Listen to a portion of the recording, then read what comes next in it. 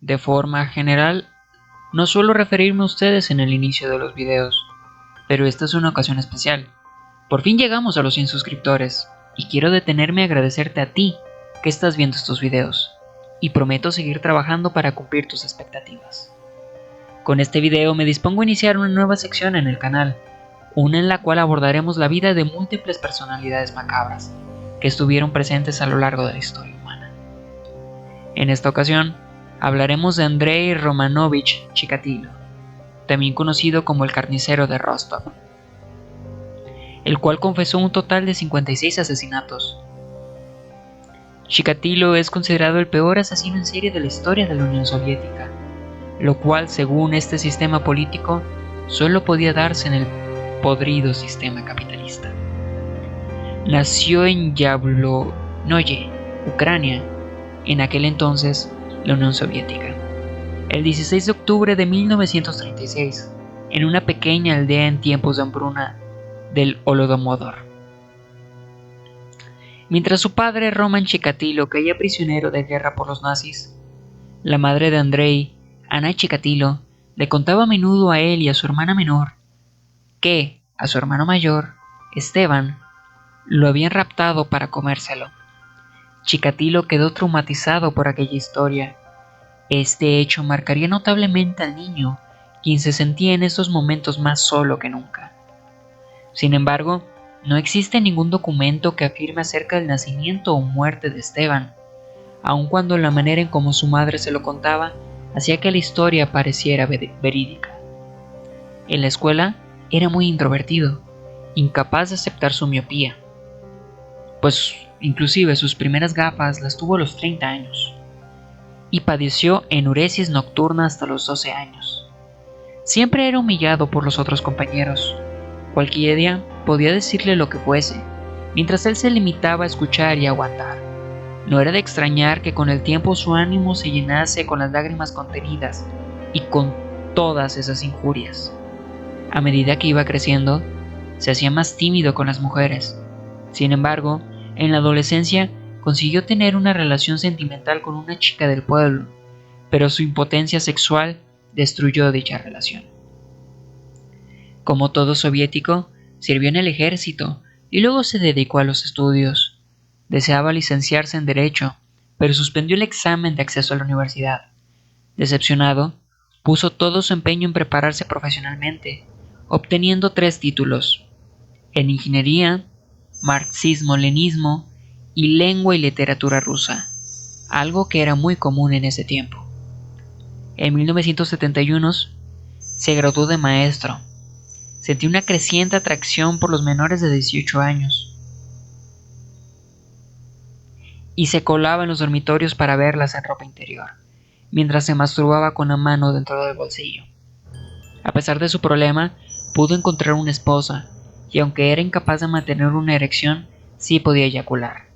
Logró alcanzar en contadísimas ocasiones la suficiente erección como para embarazarla, pero no dejaba de pensar que la naturaleza lo había castigado, castrándolo al nacer. Era un marido de carácter estable y trabajador, un padre que nunca levantaba la voz ante los hijos, un respetado miembro del Partido Comunista que leía los periódicos y se mantenía al corriente de la actualidad.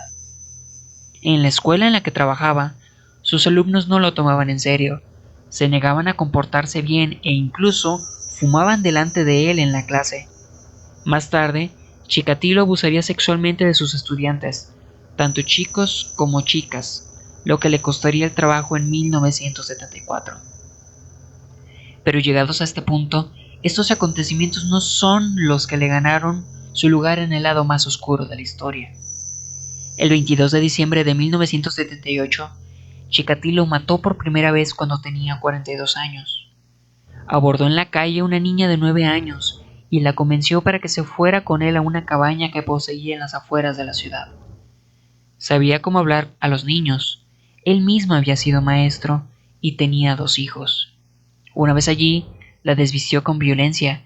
Accidentalmente le hizo un rasguño del que brotó sangre, hecho que le propició una erección inmediata, estableciendo el vínculo fatal entre sangre y sexo.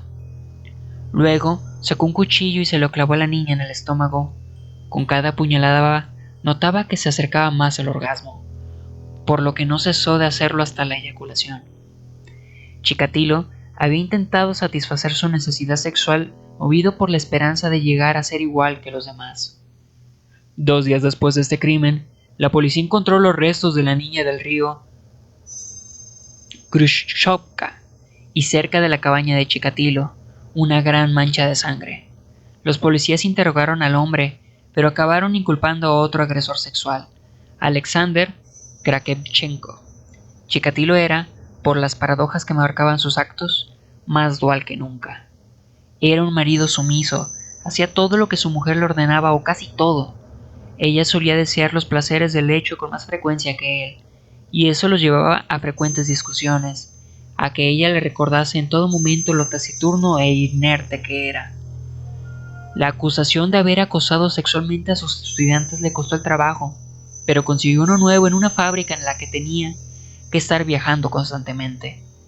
Este constante movimiento le ayudaba a recoger a sus víctimas. En 1981 se convirtió en funcionario de abastecimiento de una fábrica y el trabajo que lo obligaba a recorrer una buena parte de la región le proporcionaba la fachada perfecta. 3 años pasarían antes de que Chikatilo asesinara por segunda vez.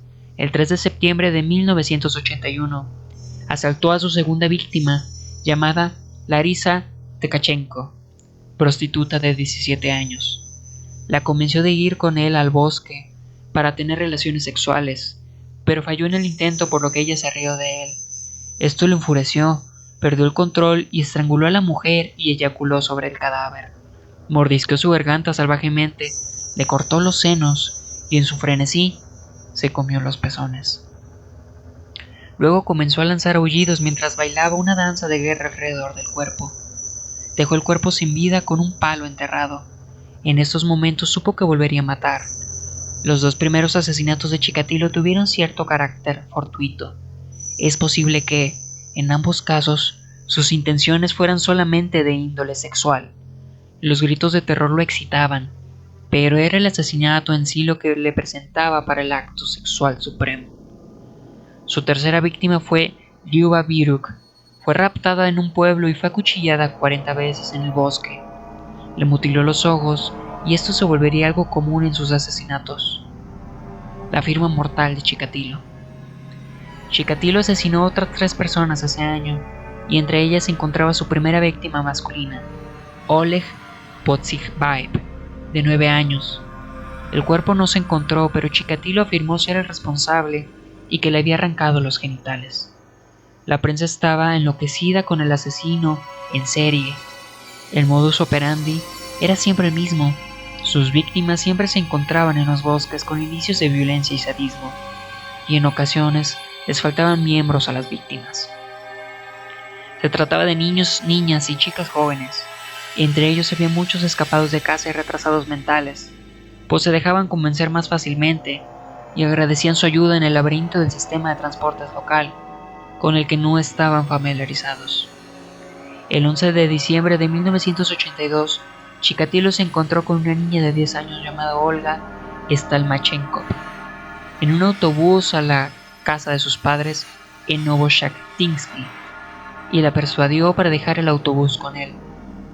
Fue vista por última vez por un compañero de viaje, quien informó que un hombre de mediana edad había llevado a la niña firmemente de la mano. Chikatilo atrajo a la niña a un maizal en las afueras de Novoshanstinsk. La apuñaló en más de 50 veces, alrededor de la cabeza y el cuerpo. En 1984, el número de víctimas fue en ascenso, llegando a 15 personas. Chikatilo los elegía entre la multitud en estaciones ferroviarias y en paradas de autobús, y con algún pretexto los convencía para que los siguieran a alguna zona boscosa. Una vez allí, les infligía numerosas puñaladas. Casi todas las víctimas sufrían la mutilación de los ojos. A las adolescentes o chicas jóvenes les seccionaba los pechos o los pezones, ya fuera con sus afilados cuchillos o con los dientes. El útero era extirpado con tal precisión que todos los cirujanos de la provincia de Rostov pasaron a ser sospechosos en potencia.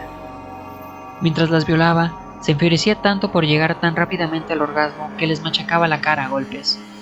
Para ocultar su impotencia, A veces, con la ayuda de una ramita, colocaba el semen en la vagina de la víctima. En el caso de los niños, los atacaba nada más hallarse a solas con ellos en el bosque.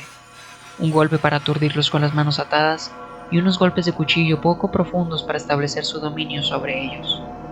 Posteriormente, los mutilaba a mordiscos, les cortaba los genitales o solamente extirpaba los testículos, que guardaba a modo de trofeo.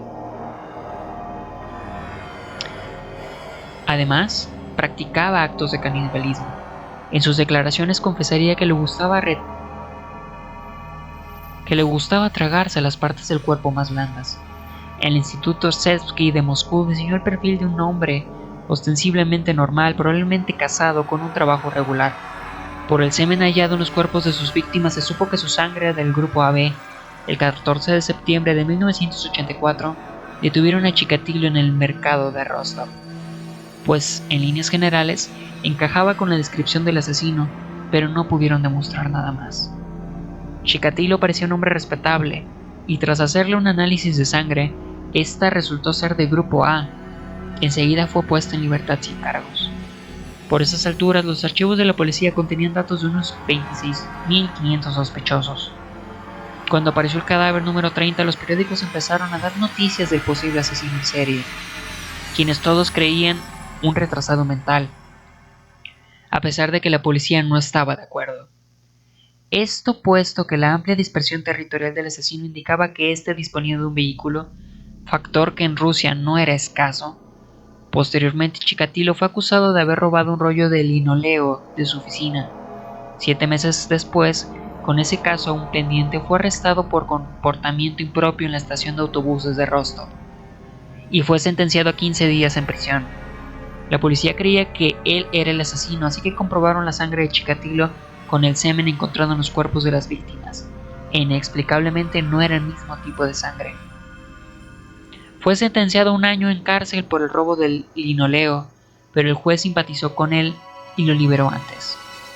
El 17 de octubre de 1990 volvió a matar en un bosque cercano a la estación de Donetsk.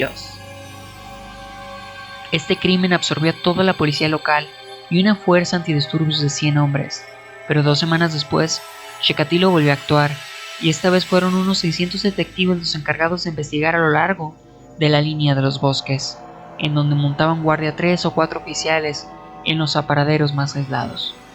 El 6 de noviembre de 1990, uno de estos detectives, un sargento llamado Igor Rybakov, vio surgir del bosque un hombre con traje y corbata. Mientras observaba cómo éste se lavaba las manos en la fuente, advirtió que tenía un dedo vendado y una mejilla manchada en sangre. Rybakov le pidió la documentación.